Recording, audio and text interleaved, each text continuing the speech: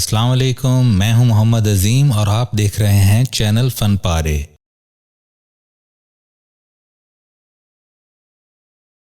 उन औरतों को अपने ट्रेन में जब धक्का दे गया ना, उठा उठा के फेंका तो वो बहुत मतलब है कि तकलीफ से बढ़ रहा था। वो ट्रेन के पहिए के पीछे आ गया। पहिया प्लेटफार्म के साथ लग ही गई थी ट्रेन। पहिया टूट गया और ट्रेन के जो पायदान थे ना वो प्लेटफार्म के साथ लग गया। गिरा नहीं, डब्बा गिरा नहीं, टेढ़ा हो गया।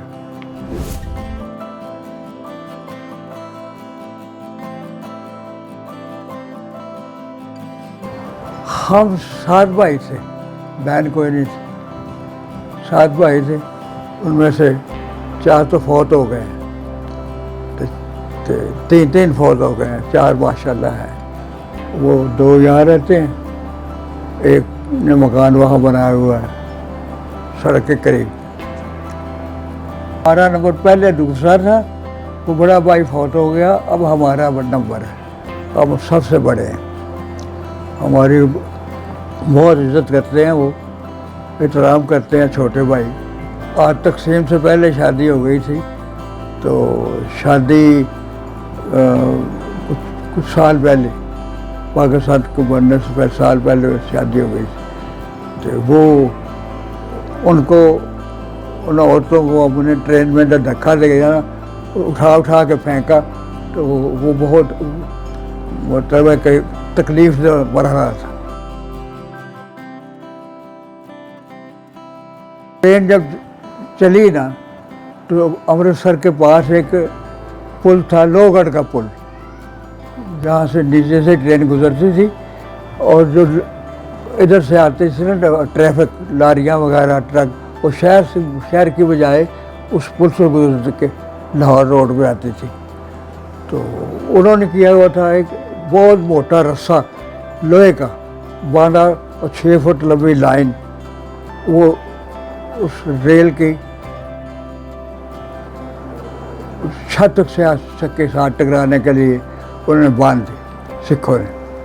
वो ट्रेन जब गुजरी तो उसने गिराना ही था, उसने आदमी भी जख्मी किए जो ऊपर बैठे हुए थे, तो सामान भी सारा गिरा दिया। तो गालबन मेजर था नागी उसका नाम था, जो 2-3 सिपाही थे उनके पास।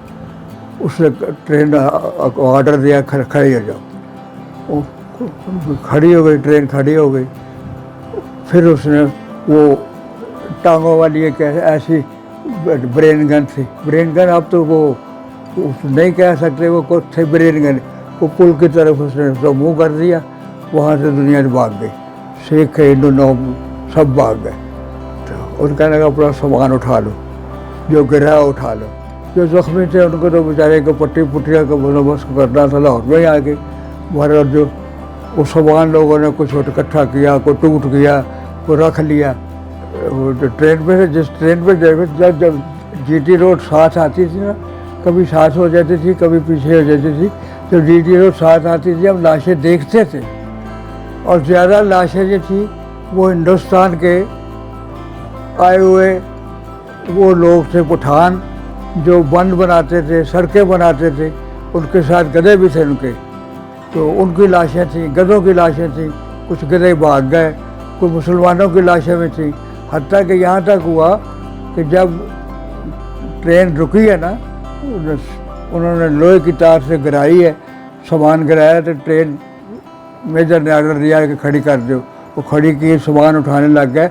कई मुसलमान और झाड़ियों से निकल कर ट्रेन की तरफ भागे हैं और ट्रेन में आके बैठे हैं। झाड़ियों में छुपे हुए थे, वो आके बैठे हैं। फिर हम लाहौर आ गए।